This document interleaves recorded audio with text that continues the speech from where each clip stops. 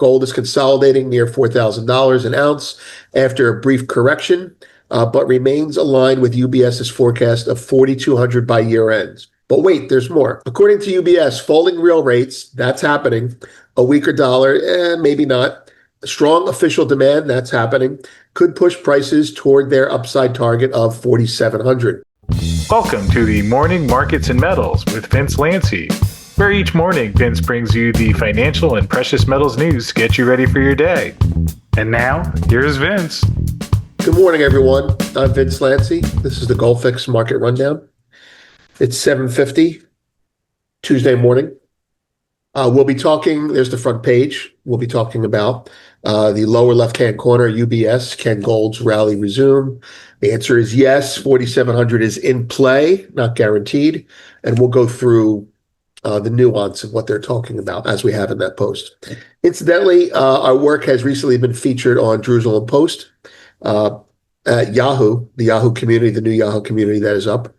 And as always, we are grateful and thankful for the relationship that we have had over the years with Zero Hedge. And when we have an opportunity to have our work featured up there, we're thankful for that. Okay, so markets.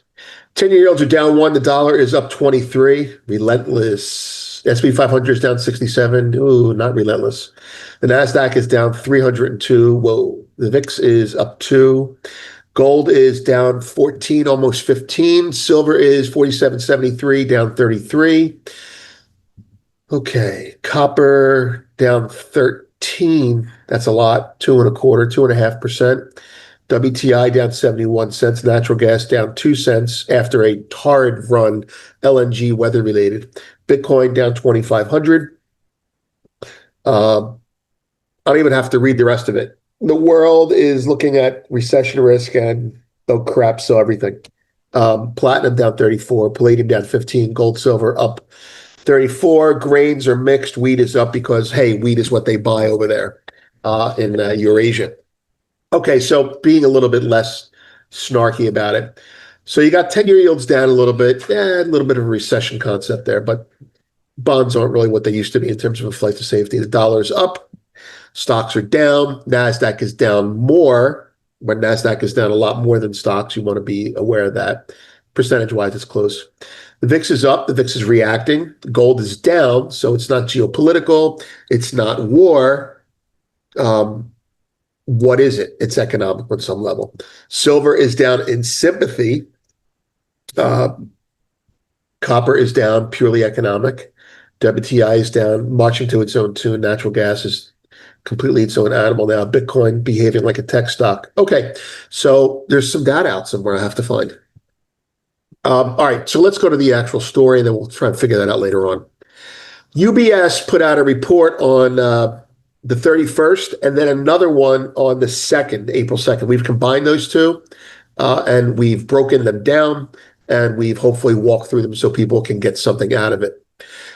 Gold is, to paraphrase our own work, gold is consolidating near $4,000 an ounce after a brief correction, but remains aligned with UBS's forecast of 4,200 by year end.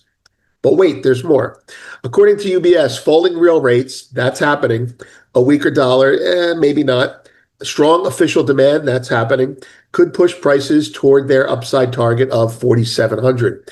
I think it's all about the rates, not the dollar and not the official demand. Just to give you a little heads up there, it's all about real rates, which means as real rates drop, monetization of debt increases, and we are on a path to that. The bank notes that 2/3 of central bank buying goes unreported.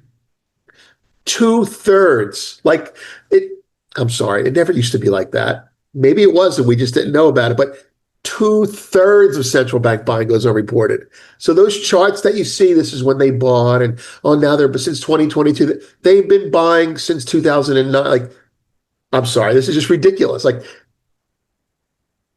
aside from the fact that there's more gold being bought than you know about, what does it also say about Western institutions?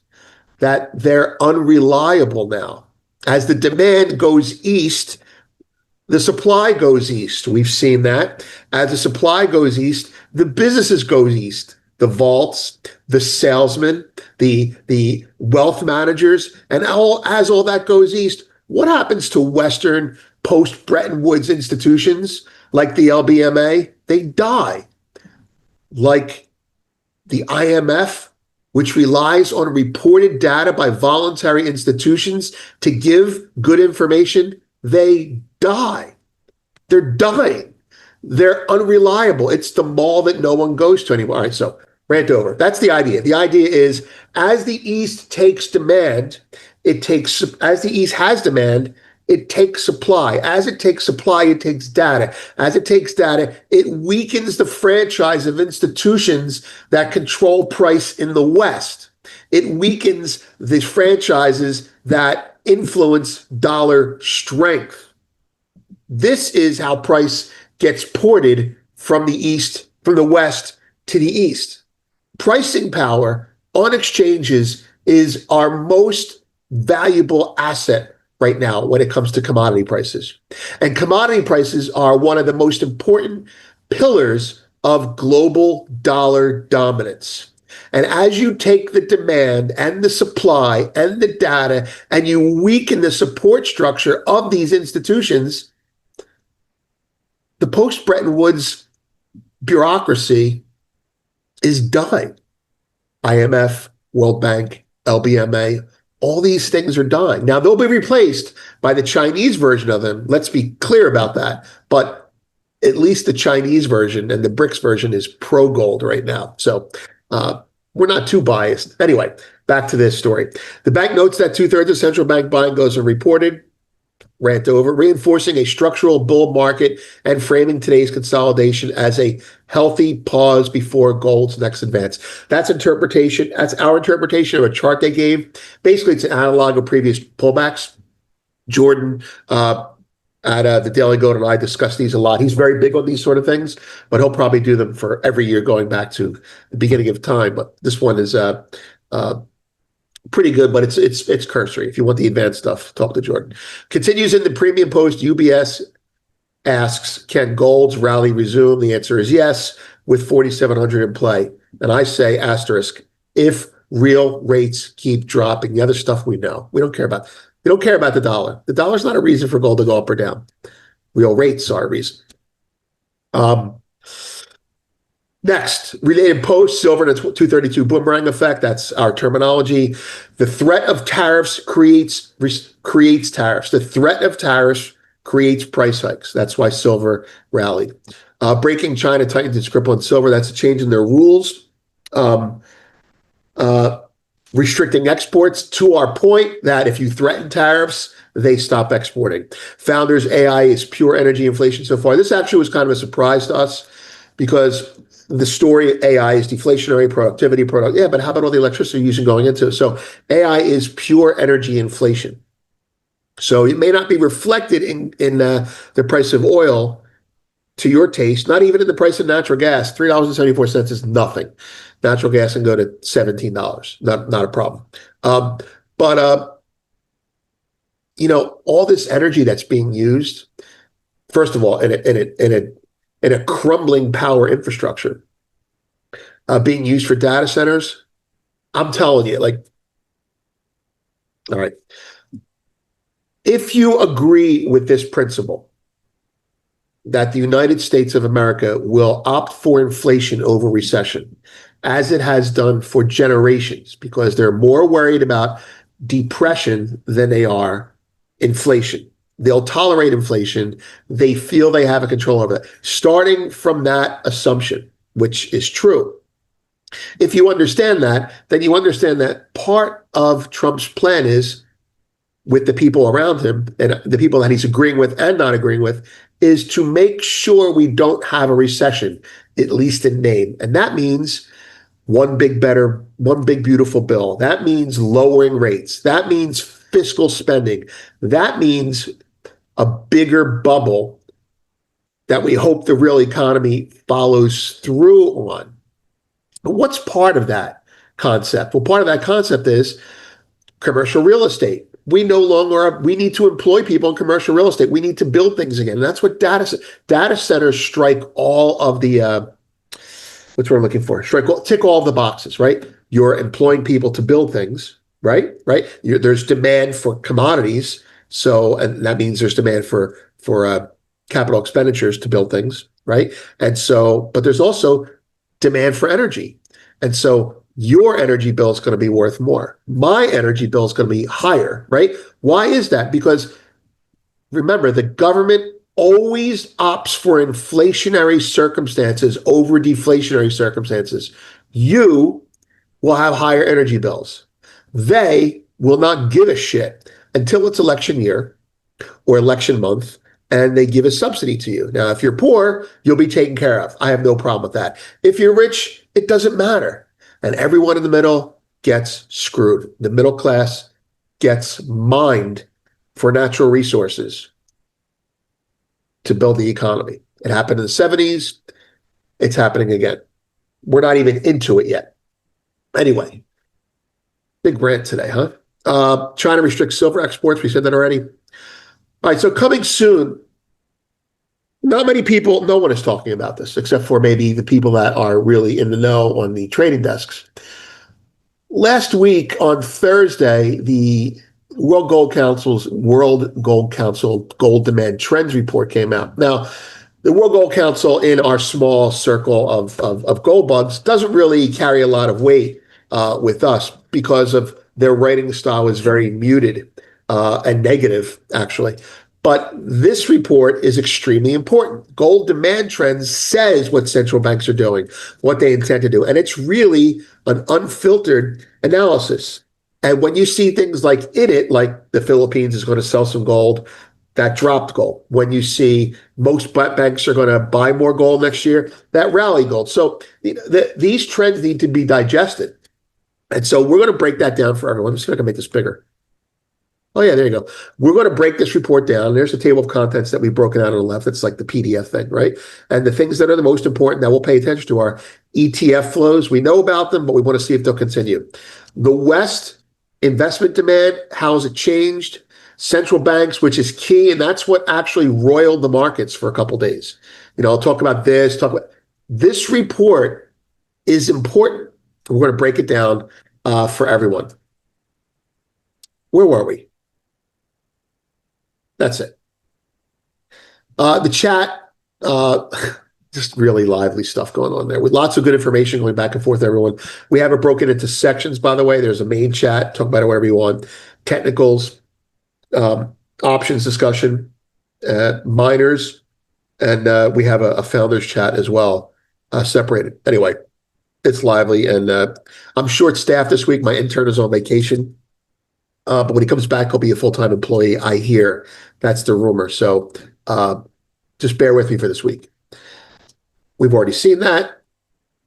Data on deck. Today's Tuesday. U.S. trade deficit September. Asterisk means don't expect to see it. I would say go to a place like Zero Hedge for corollary or ancillary or substitute information, or Bloomberg or whatever, if you're spending $30,000 a month for a terminal or whatever the cost is these days.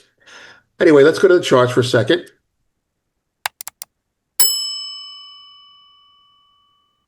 All right, so I got all my old lines in there. I haven't cleared out yet. I like this. This is starting to shape up the way that I think it will, and that is 4,000 is a magnet. Absent news items and absent an emboldened bullion bank cohort that will push it down, this market will